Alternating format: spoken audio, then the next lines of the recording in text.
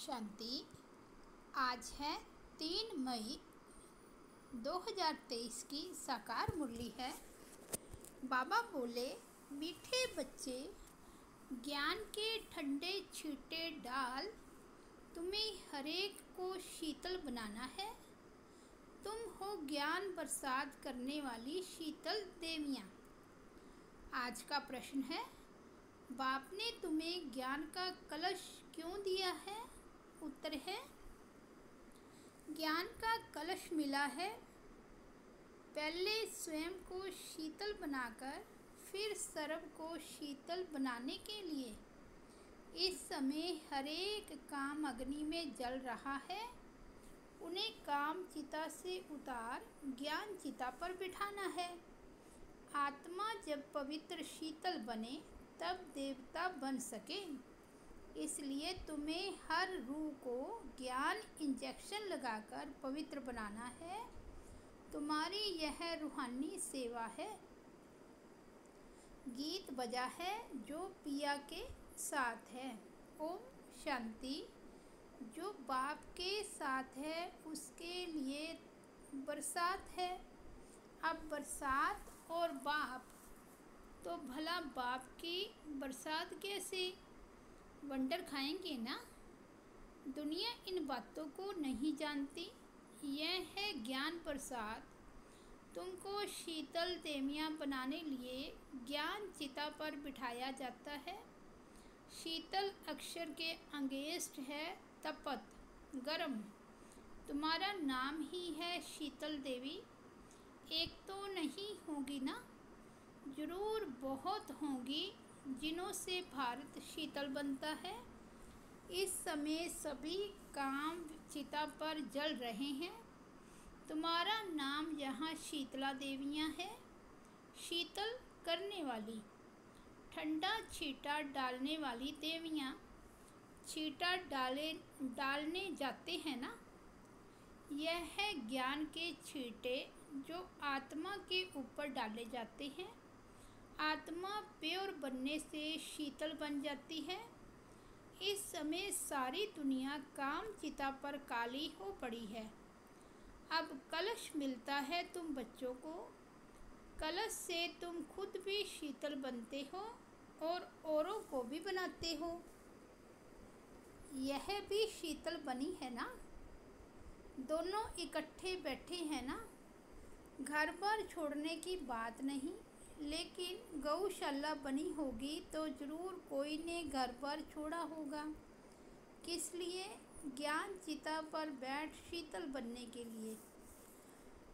जब तुम यहाँ शीतल बनेंगे तब ही तुम देवता बन सकेंगे। बाबा ने समझाया भी है, जब तक तुम्हारे द्वारा कोई आस्तिक नहीं बना है तो गोवा नास्तिक ही है। आस्तिक दुनिया वाले आपस में कभी लड़ते झगड़ते नहीं। नास्तिक दुनिया वाले लड़ते झगड़ते हैं। नास्तिक किसको कहा जाता है?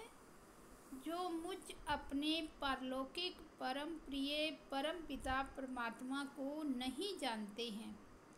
सारी दुनिया में घर घर में रोला है, क्योंकि परम पिता परमात्मा को भूलने कारण नास्तिक बन पड़े हैं।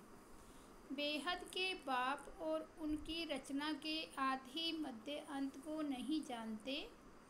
बेहद का बाप समझाते हैं, तुम नास्तिक क्यों बने हो? बेहद का बाप जिसको गॉड फादर कहते हो, ऐसे फादर को क्यों भूले हो? फादर का तो ऑक्यूपेशन जानना चाहिए। वह है बीज रूप सत्य चित्त आनंद, ज्ञान का सागर, शांति का सागर। सब शिफ्तें विशेषताएं उनमें है। उनकी शिफ्तें अलग हैं। उनको ही कहा जाता है, तुम मात पिता हम बालक तेरे। तो जरूर वह माँ बाप होगा ना। जब तक अलफ को नहीं जाना है तब तक सीधा हो नहीं सकते। यह तो जानते हो कि सतयुग में भारत में गॉड गॉडेस का राज्य था। लक्ष्मी नारायण को गॉड गॉडेस कहते थे। जो देवी देवता धर्म वाले होंगे वह समझेंगे कि बराबर लक्ष्मी नारायण इस भारत के पहले पहले मालिक थे। 5000 वर्ष की बात है। देखो, बाप टीचर जब समझाते हैं तो चारों तरफ देखते हैं कि बच्चे अच्छी तरह सुनते धारण करते हैं या बुद्धि योग और कहाँ भटकता है। जैसे भक्ति मार्ग में भल श्री कृष्ण की मूर्ति के आगे बैठे होंगे, परंतु बुद्धि धंधे आदि तरफ धक्का खाती रहेगी। एकाग्रचित्त उस चित्र में भी नहीं रहेंगे। यहाँ भी पूरी पहचान नहीं है तो फिर धारणा भी नहीं होती है। शिव बाबा यह माया को वश करने का वशीकरण मंत्र देते हैं। कहते हैं, तुम अपने परम पिता परमात्मा शिव को याद करो, बुद्धि का योग उनके साथ लगाओ। अभी तुम्हारा बुद्धि योग पुराने घर की तरफ नहीं जाना चाहिए। बुद्धि योग बाप के साथ लटका रहना चाहिए, क्योंकि तुम सबको मेरे पास आना है। मैं पंडा बन आया हूँ तुमको ले चलने लिए। यह शिव शक्ति पांडव सेना है। तुम हो शिव से शक्ति लेने वाले। वह है सर्वशक्तिमान। तो लोग समझते हैं परमात्मा तो मरे हुए को जिंदा कर सकते हैं, परंतु बाप कहते हैं, लाडले बच्चे, इस ड्रामा में हर एक को अनादि पार्ट मिला हुआ है। मैं भी क्रिएटर, डायरेक्टर, प्रिंसिपल एक्टर हूँ। ड्रामा के पार्ट को हम कुछ भी नहीं कर सकते। मनुष्य समझते हैं पत्ता पत्ता परमात्मा के हुक्म से चलता है। क्या परमात्मा बैठ पत्ते पत्ते को हुक्म करेंगे? परमात्मा खुद कहते हैं, मैं भी ड्रामा के बंधन में बांधा हुआ हूँ। ऐसे नहीं कि मेरे हुक्म से पत्ते हिलेंगे। सर्वव्यापी के ज्ञान ने भारतवासियों को बिल्कुल कंगाल बना दिया है। बाप के ज्ञान से भारत फिर सिरताज बनता है। तुम बच्चे जानते हो, दिलवाड़ा मंदिर भी ठीक बना हुआ है। आदि देव दिल वाला है, सारे सृष्टि की दिल लेने वाला, भक्तों की दिल लेने वाला एक भगवान कहेंगे ना।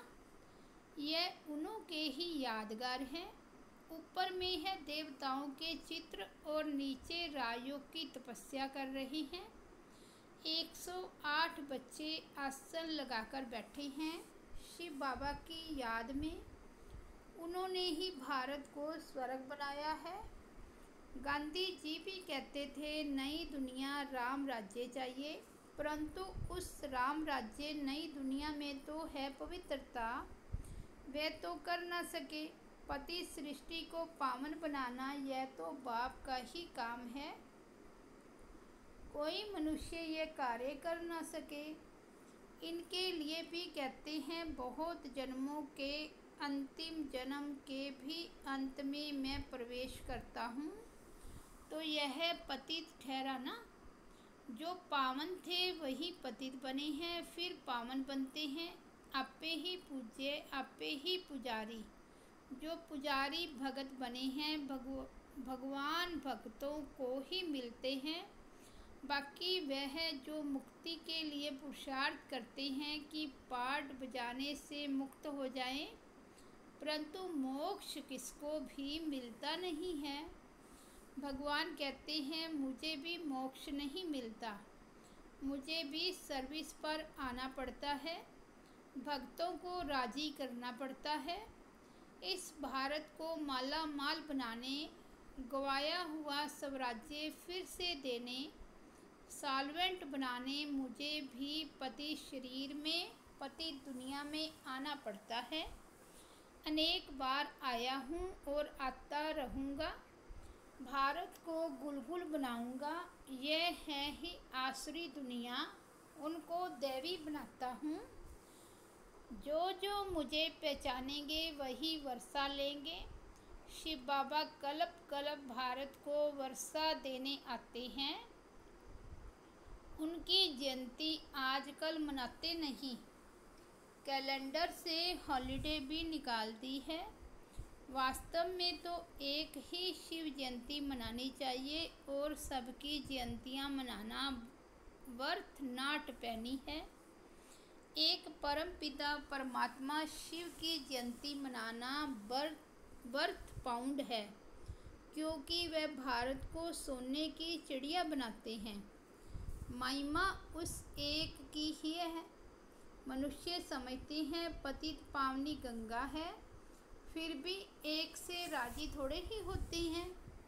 सब जगह भटकते रहते हैं, सिद्ध करते हैं बराबर हम पतित हैं। ज्ञान का सागर तो एक ही परमात्मा है, जिससे तुम ज्ञान गंगाएं निकली हो। तुम्हारे ही नाम है सरस्वती, गंगा, जमुना। गंगा नदी पर भी मंदिर बना हुआ है। वास्तव में ज्ञान गंगाएं तुम हो। तुम देवता नहीं हो, तुम ब्राह्मण हो। गंगा के नाम पर देवता का चित्र भी रख दिया है, उन्हों को तो पता नहीं है। ज्ञान गंगाएं तुम शक्तियाँ हो। तुम अब मनुष्य से देवता बन रही हो इस राजयोग से। सच्चा योग यह है, बाकी तो सब अल्पकाल हेल्थ के लिए अनेक प्रकार के योग सिखलाते हैं। यह एक ही बाबा के साथ योग लगाने से हम एवर हेल्दी बनते हैं। अब बाप बैठ भारत को हेवन बनाते हैं। जब तक अपने को आत्मा परमात्मा का बच्चा नहीं समझा है, तब तक वर्षा मिल ना सके। और सब हैं ब्रदर्स। भारतवासी फिर कह देते हम सब फादर्स हैं, ईश्वर के रूप हैं। शिवो हम तत्त्वम। अब फादर्स जो सब दुखी हैं, उनको सुख का वर्षा मिले कहाँ से? कितना घोर अंधकार है। यही है रात, ज्ञान है दिन। यह सब बातें समझने की है। बच्चे तुम हो रूहानी सोशल वर्कर, वह है जिस्मानी सोशल वर्कर्स। तुम रूह को इंजेक्शन लगाते हो कि रूह प्योर बन जाए, बाकी तो सब जिस्मानी सेवा करते हैं। बाप बैठ समझाते हैं कितना फ़र्क है। तुम गॉड को याद कर गॉड गॉडेस बन रहे हो। भगवान खुद कहते हैं लाडले बच्चे, मैं तुम्हारा गुलाम बनकर आया हूँ। अब मैं जो कहता हूँ सो मानो। उसको श्रीमद् भगवत कहते हैं। ऊंचे ते ऊंच वह है। कोई कहे ब्रह्मा जयंती ऊंच है, बिल्कुल नहीं। ब्रह्मा विष्णु शंकर को बनाने वाला, उनसे कार्य कराने वाला शिव बाबा है ना। नहीं तो नई सृष्टि कैसे बने? सबसे ऊंच जयंती है ही त्रिमूर्ति शिव की। शिव आते ही हैं ब्रह्मा विष्णु शंकर के साथ, तो उनकी ही जयंती मनाई जा सकती है। आजकल तो कुत्ते बिल्ली सबकी जयंती मनाते रहते हैं। कुत्तों को भी कितना प्यार करते हैं। आजकल की दुनिया देखो क्या है। कहेंगे सतयुग में यह शेर आदि नहीं होंगे, कायदा नहीं कहता। सतयुग में मनुष्य भी बहुत थोड़े होंगे, तो जानवर आदि भी थोड़े होते हैं। बीमारियां भी पहले इतनी थोड़े ही थी, अभी तो कितनी ढेर बीमारियां निकल पड़ी हैं। तो यह जानवर आदि पीछे वृद्धि को पाते हैं। सतयुग में गायें भी बड़ी अच्छी होती है। कहते हैं श्री कृष्ण ने गौएं चराई, ऐसे नहीं कहते। सतयुग में ऐसी फर्स्ट क्लास गायें थी। देवताओं के लिए वहाँ हीरे जवाहरातों के महल होते हैं, और यहाँ है ठीक कर भीतर के। यह सब समझने की बातें हैं। जो समझ जाएंगे वह कभी स्कूल छोड़ेंगे नहीं। एम ऑब्जेक्ट समझने बगैर कोई आकर बैठे तो भी समझ नहीं सकेंगे। यहाँ भी सत्संग में जाते हैं, वहाँ एम ऑब्जेक्ट कुछ होती नहीं। यह तो पाठशाला है, पाठशाला में तो ज़रूर एम ऑब्जेक्ट चाहिए ना। तुम एम ऑब्जेक्ट को जानते हो। जिनकी तकदीर में नहीं होगा उनकी बुद्धि में ज्ञान कभी टपकेगा ही नहीं। जीवन मुक्ति में भी थोड़े ही आएंगे, पिछाड़ी वाले स्वर्ग में आ ना सके। अच्छा, मीठे मीठे सिकिलदे बच्चों प्रति माता पिता बाप दादा का याद प्यार और गुड मॉर्निंग। रूहानी बाप की रूहानी बच्चों को नमस्ते। हम रूहानी बच्चों की रूहानी बाप दादा को याद प्यार, गुड मॉर्निंग और नमस्ते। धारणा के लिए मुख्य सार। फर्स्ट पॉइंट है, बुद्धि योग सदा एक बाप में लगा रहे। पुराने घर पुरानी दुनिया में बुद्धि न जाए, ऐसी एकाग्रचित अवस्था बनानी है। दूसरा, बाप की सरफ शिफ्तें गुण स्वयं में धारण करना है। हर आत्मा पर ज्ञान के छींटे डाल उनकी तपत बुझाए शीतल बनाना है। वरदान है, हर आत्मा के आत्मिक अटूट प्यार रख, स्नेह संपन्न व्यवहार करने वाले सफलता मूर्त भव। हर आत्मा से आत्मिक अटूट प्यार रख, स्नेह संपन्न व्यवहार करने वाले सफलता मूर्त भव। जैसे बाप के प्रति अटूट अखंड अटल प्यार है, श्रेष्ठ भावना है, निश्चय है, ऐसे ब्राह्मण आत्माओं से आत्मिक प्यार अटूट और अखंड हो। किसी के कैसे भी संस्कार हो, चलन हो, लेकिन ब्राह्मण आत्माओं का सारे कल्प में अटूट संबंध है, ईश्वरीय परिवार है। बाप ने हर आत्मा को चुनकर ईश्वरीय परिवार में लाया है। यह स्मृति रहे तो आत्मिक प्यार अटूट होने से स्नेह संपन्न व्यवहार होगा और सहज सफलता मूर्त बन जाएंगे। स्लोगन है, अंतर्मुखी वह है जो जिस समय चाहे आवाज़ में आए और जिस समय चाहे आवाज़ से परे हो जाए। अच्छा, ओम शांति।